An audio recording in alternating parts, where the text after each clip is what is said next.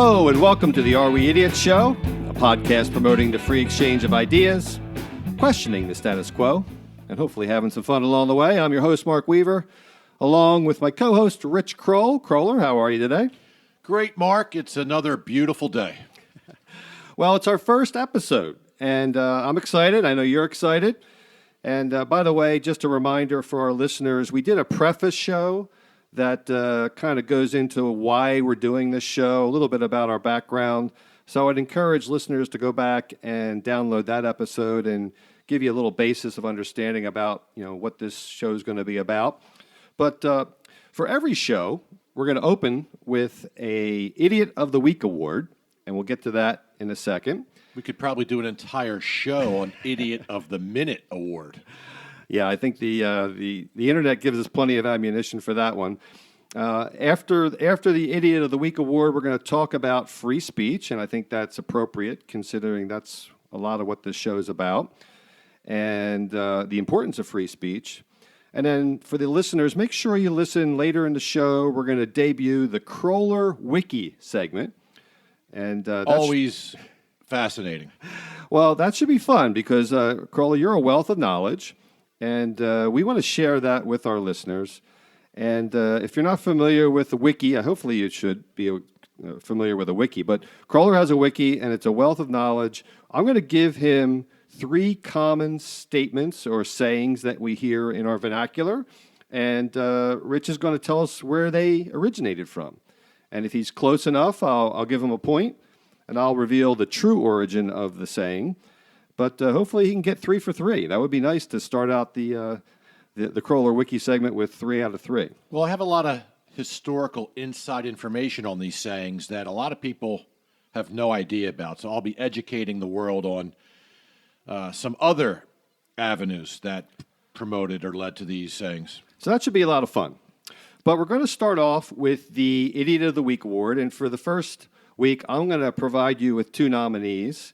And you're going to be judge and jury on who gets the prize for the first week. You're not going to nominate yourself and surprise me, are you? No, not this week. Maybe in future episodes. And then next week, by the way, you're going to be responsible for nominating 2 people, and I get to be judge. So sounds good. I always have an authority figure, about me. So I do should feel be like the you're judge. my older brother at times. All right. So the Idiot of the Week award. Here's the 2 nominees. The first one is 28-year-old Abby Beckley, and she's in Oregon. And this happened a little while back, but the story just came out this week. So Abby had red and scratchy and irritated eyes, and it was really bothering her. So she looked in the mirror, and she noticed that she could see and she could pick out parasitic worms out of her eye. So she picked out a couple of them, went to the local urgent care, and the urgent care people freaked out, of course. I'm freaking out just listening to this. Yeah, and didn't know what to do. And actually, I think she went to the local ER. They didn't know what to do. She picked out 4 at this original session. How big were these parasitic worms? Very, very, very small. I could show you off air. But so anyhow, they're so it's not like there were earthworms coming out of her eyes. They're parasitic, almost like a scene from The microscopic, Exorcist or something. But she could pick them out. But anyhow, she overheard the ER doctor calling the CDC and saying, "This patient has worms coming out of her eyes. What are we going to do?" Like panicking. So anyhow, they lobbed this case into the CDC to say, like, what is this? What do we do? She flew home, and over the next several weeks, she picked out 10 more worms. 14 total, if I'm counting correctly. 14 total. You're good at math. And the bottom line is that, without going into too much detail, they were just these parasites that typically infect cattle. There's been no known human infection before. But they hypothesized that she might have gotten it from a fly hitting her eye while riding a horse or fishing or whatever. But the reason I think she's an idiot is because I would have been freaking out. I would have been, she went home. Maybe she's just ultra brave, but she went home. She's picking worms out of her eyes for 3 weeks while the CDC figures out what's wrong with her. I would have been freaking out. I would have been demanding attention in the ER. And, I don't know. I mean, what do you do when worms are in your eyes? Do you just take it calmly? I think I would rush to Will's Eye Hospital, going 100 miles an hour, because the two most important things we own are our brains and our eyes. So, Some men might argue a different part, part of the body. there's a third one. I didn't want to. I'm just going with the top two, but yeah. So she's either an idiot or the calmest person I've ever met. I want her on the foul line in front of 20,000 people screaming when the game's on the line. But I have to think about that. Well, foul line, that's a good segue into our second nominee for Idiot of the Week. And this may be hard to overcome because you and I both have a basketball background. So Golden State Warriors coach Steve Kerr this week was not identifying well and communicating well with his team. The team happens to be the best team in the league, the Golden State Warriors. So he decided to let his players coach a game versus the Phoenix Suns. And to me, this is totally disrespectful. By the way, for the listeners, the Phoenix Suns are, if not the worst, one of the worst teams in the leagues. So it was pretty obvious that Kerr did this because he knew it was an automatic win.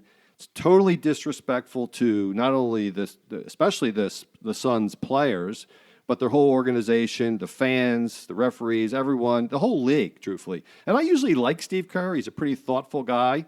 He happens to bash Donald Trump a lot, which doesn't make me sad. But Steve Kerr, any thoughts on that before we vote? Well, that is really trivializing not only the coaching position, but another opponent.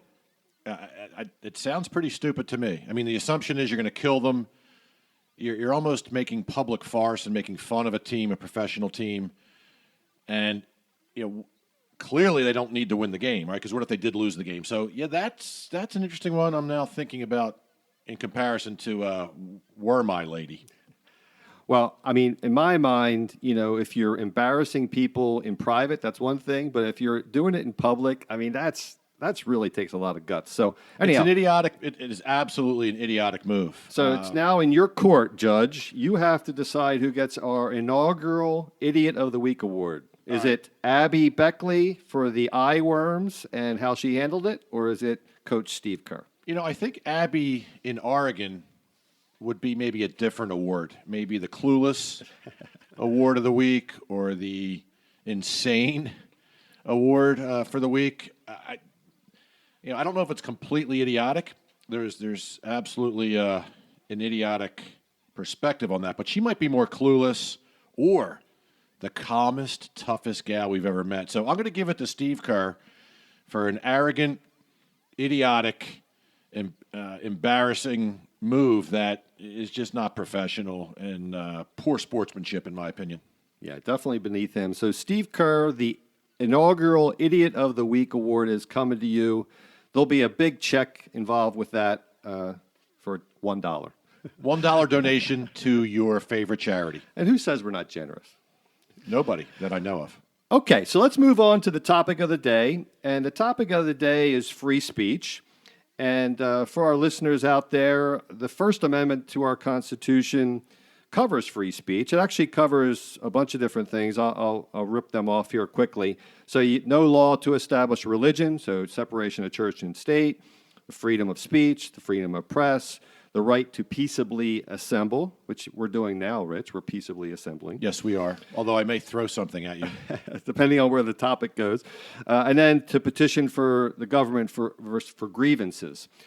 Specifically, we're just going to talk about free speech today. And I'm just going to quickly rip down a bullet point list of my observations about where we are with free speech and some of the problems that we're running into in our society. So I already mentioned that the First Amendment, I think the founders gave us the First Amendment and put it first for a reason, because I think it's critically important to talk about some of these things and hear our differences of opinion and ideas, and that's healthy for society. But unfortunately, we've seemed to have gotten to a place in our culture where people, and I would say mostly progressive and or younger people. Millennials? Are you talking about millennials? I'm not going there right now. I'm not labeling anyone here, which is one of the problems we have. But there's a lot of people now that think they have the inalienable right. Good word, inalienable. I don't use that enough in my daily speech patterns. I like that. To not be offended. They think that that's a right to not be offended. And in my mind, disagreeing with others is not only unavoidable, but it's decidedly healthy. So that's one. And the best way to protect all of our rights to freedom of speech is not to have subjective rules about what is offensive. So we have laws. So if you harm someone, or you assault someone, or you physically hurt someone, that you can be held accountable for that. But that when you speak, that's not hate speech. If you speak and disagree with someone, so that Well, it can be. So this is going to be interesting because you're such a literalist, right? So I knew this would be a great topic. By the way, it's a great amendment.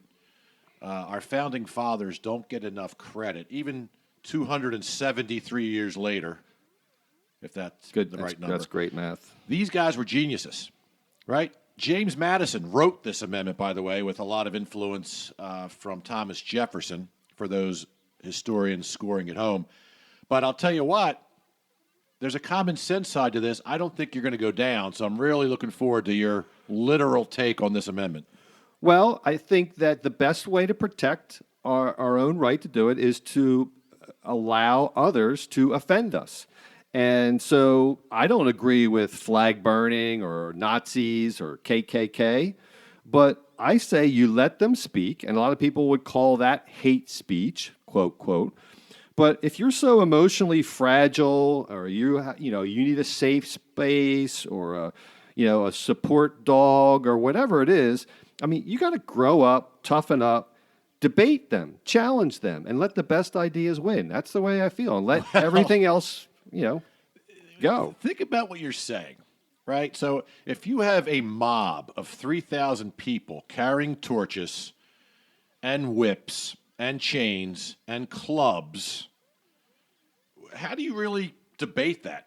What handful of people is going to walk up? I mean, so this is where I disagree. And I believe the founding fathers did not intend this to be, you can do whatever you want, say whatever you want, and not use common sense. I believe our founding fathers had common sense, which you're not going to apply to this. You're going to take it literal So word who's for common word. sense? Who's common sense? That's the key issue. Is it your common sense? Is it my common sense? Is it Bernie Sanders' common sense? Where is that line? And I would contend that line is at physical harm or potential physical harm. Like the age-old analogy is you can't yell fire in a crowded theater. Well, that's because you would cause a panic and there'd be physical harm. Okay, so maybe you are going to agree with me in a weird way here, but I doubt it.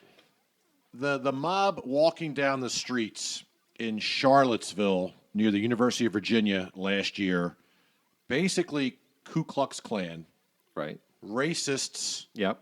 Awful people. awful people, ridiculous cause. Right. I think that is borderline tempting and trying to incite physical harm and intimidation and turning the clocks back 300 years. So therefore, I think that crosses the line of common sense with freedom of speech. Common sense, according to Rich Kroll. And you don't see the danger in individuals deciding where that line is?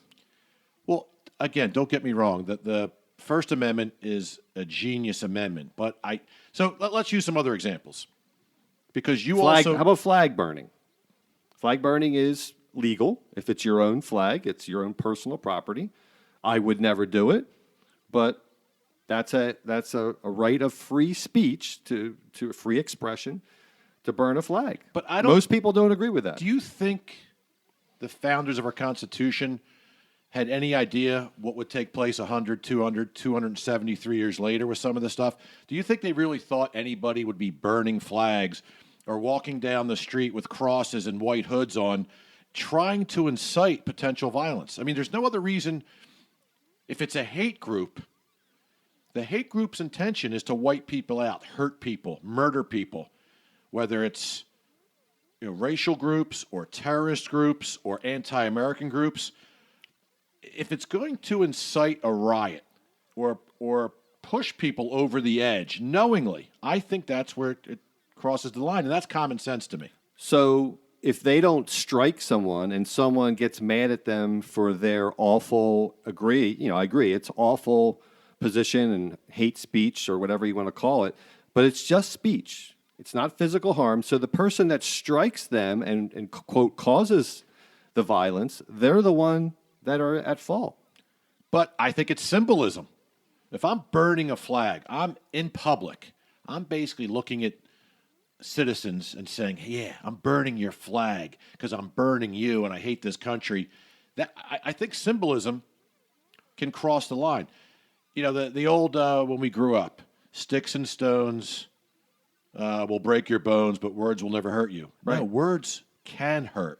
Words are the only thing that can hurt without physical hurt, and it leads to physical reaction. So here's an example, right? If It only leads to physical reaction if you let it.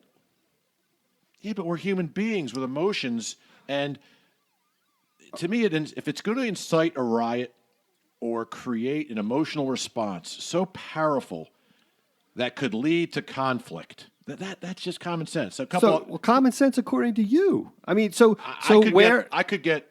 So what if we liked, what if it, deciding between red and blue led to conflict? Is that justifiable? Where's the common sense? Okay, so here's where where's your the line? literalness is insane. Well, it's a Nobody principle. cares It's a red principle. or blue. There are not wars, right? We had a civil war over an issue, right? We have terrorism wars over issues.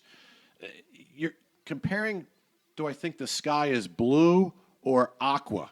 Or is the ocean turquoise or lavender? No, yeah, nobody cares.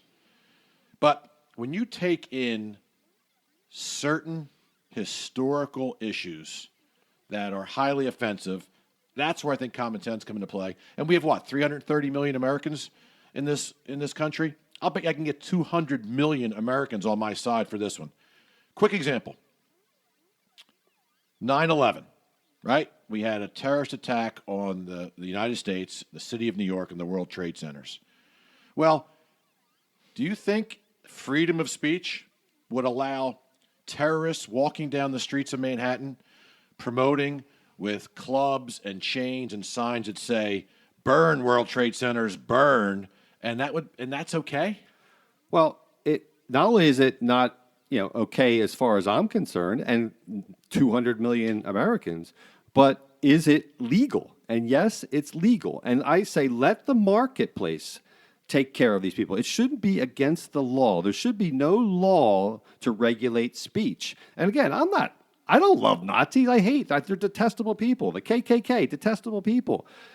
People that would promote, terrorism, detestable people. I just don't want the government or any one individual deciding what is or isn't acceptable Again, speech. it's common sense. It's legal. There's no common sense. Common sense is your idea. Who Let me give you an decides what analogy. common sense is? Normal human beings. Okay, who are they? Bernie Sanders, why do or we- is it the NRA? Why do you throw Bernie Sanders Well, I'm out there? just I don't saying, even there's like polar. the guy. There's lots of Yeah, different but you're opinions. a literalist. You're taking word for word the Constitution. It's called the Do Constitution. you know what their intent was 273 years ago? Yeah, to not have a tyrannical government. Tyrannical? Tyrannical, Not yeah. tarantula. Tyrannical. Tyrannical. That was where they were escaping from. Listen, it's legal to drink gasoline. It's legal to shove hot pokers in your eyes. Right? Should people do that? No. Exactly. But they're free to. But it's common People sense. kill Is it- themselves every day. Is it common sense not to do that? Of course, but people kill themselves every day. That doesn't make it right, or it doesn't. People drive, they speed, they drink too much, they eat too much. I mean, but the government shouldn't be in the middle of that, and nor should any other individual. My dear Weave, you Okay. can take things too far with this amendment.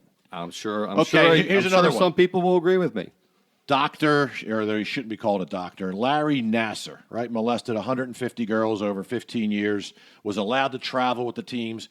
Awful human being. Awful human being, right? Should he be allowed to promote the molestation of children and young girls? You saw the guy in the courtroom, the father of 3 girls that were molested. He tried to attack him in the courtroom, and they had to tackle him. And you know what? No charges were pressed because common sense judge said, yeah, if that were my daughters, I would have reacted the same way.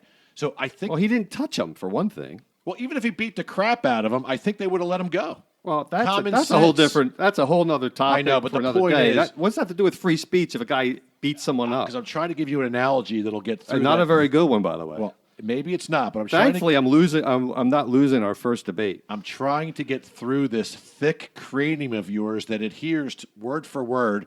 Every word in the Constitution is gospel. Well, I don't know if it's gospel, but it was a well thought out argument and a well thought out document. And you even said that they were geniuses. So I'm going to go with Madison, Jefferson, Monroe, all these Hamilton, all these guys. But if they were over alive Rich Kroll. today, sitting in this room, They would disagree with you. I can tell you that. I think they would say, yeah, listen, freedom of speech. If you want to call the sky red or the ocean purple, that's fine. If you want to take the Democratic side or the Republican side, that's fine. If you want to root for this team or that team, that's fine. If you want to eat steak or fish, that's fine. But if you want to walk down the street as basically a hate group promoting Hate group according to your definition, Rich Kroll's is definition. the We should Ku put that Klux into the Constitution. Klan not a hate group. We should put that into the Constitution. This is where you're nuts. Is the Ku Klux Klan not a hate group? Of Are course. terrorists not a hate group? Of course. So they according are to Nazis, many people. Are Nazis a hate group? Are Christians a hate group? Maybe back in Crusade times. Are Muslims a hate group? No. Are Jews no. a hate group? The point is, anyone could be a hate group to another group. They're And that's the difference. It's physical violence is the line, or threat of physical violence, not speech. If a terrorist group or a Ku Klux Klan group or a Nazi anti-Semite group is walking down the street that represents hundreds of years of persecution, murder, and that, to me, could lead to physical violence very easily, and that's where I draw the line. Well, I don't think we'll solve this today because I vehemently disagree. And again, I want to say I'm not a Nazi proponent. I'm not a racist. I'm not a KKK proponent. Any particular group has the right to do and say what they want as long as it doesn't hurt someone else. So You do use bigger words than I do, like vehemently and whatever else. So that's going to impress some of the listeners and maybe make my arguments not as powerful. I have a feeling that you probably have the majority on your side for this, and I'll probably get the hate mail. But I'm willing to I stand may on principle. send you some hate mail on this one. At least I'll stand on principle. You can have subjectivity all through your Yes, your Mr. rules. Literalist, and this is what I expected from you. Okay, so we're going to lighten things up a little bit and move on to the Kroller Wiki segment. And as I mentioned at the beginning of the show, this is where I give Rich 3 common sayings, and he'll give us the origin, and I'll see how close he gets and score it accordingly. So, Rich, the first Kroller Wiki comment or saying is more than you can shake a stick at. More than you can shake a stick at. What do you think that originated as? Well, it kind of ties into our mob theme here with the First Amendment, but, back before television, radio, especially in today's world with social media, people would get on soapboxes in town squares and voice an opinion. And they would often carry a stick because if their opinion was vehemently opposed to... I like that word. Fitted that one in there. Then they'd have to protect themselves if the crowd or the mob came after them. So they would know the level of their opinion being popular or not by the amount of people that came after them and being able to shake their stick at enough of them to keep them at bay.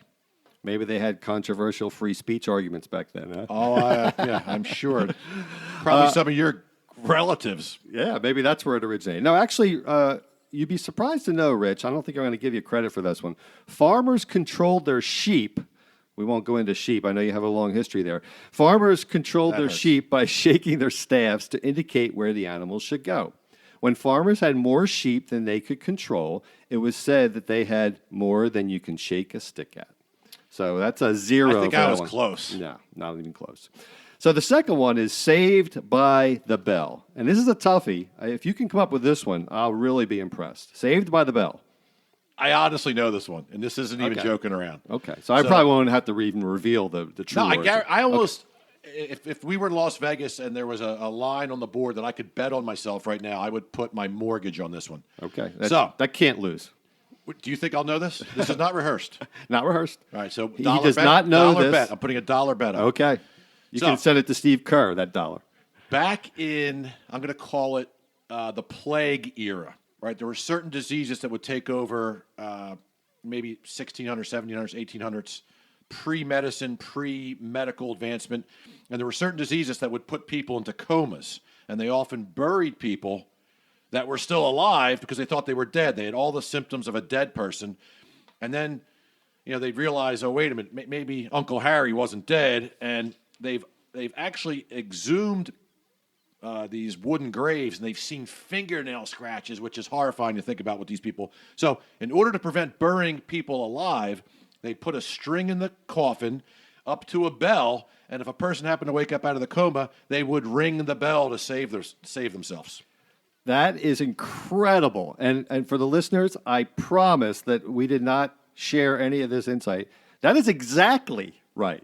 That is exactly right. Saved by the Bell, as scary as it sounds, being buried alive was once a common occurrence. People who feared succumbing to such a fate were buried in special coffins that connected to a bell above ground. At night, guards listened for any bells in case they had to dig up a living person. Hand it over. Hand the dollar over right now. Oh, man. You get 1 point. You get 1 point, and you get your dollar back. So Thank you. I will Thank gladly pay that.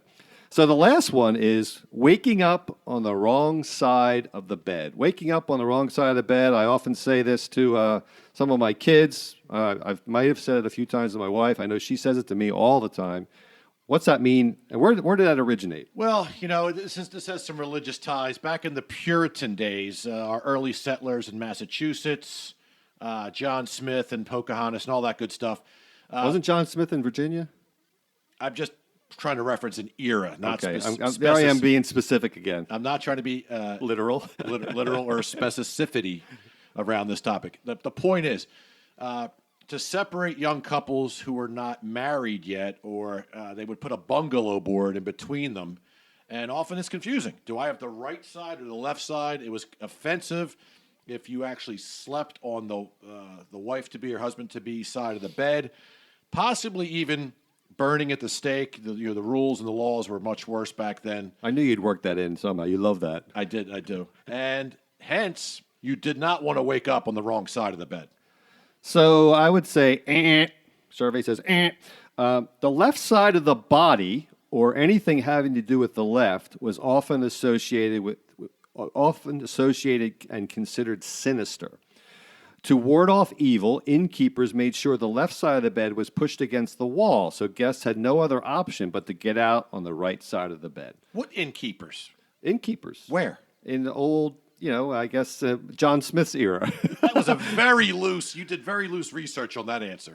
I'm sorry, but, I guess that actually corresponds to today where a lot of people think people on the left or progressives are sinister. So maybe there's a tie-in to the current day. There is some tie-in there, yes. I guess we're revealing some of our bias here on the first show. So, Crowley, you got 1 point out of 3. You got to do better than that. On the bed thing? You got to do better than that. You got 1 point, Saved by the Bell. Nah, just because it involved the bed, the saying involved the bed. So you don't get points for just saying bed.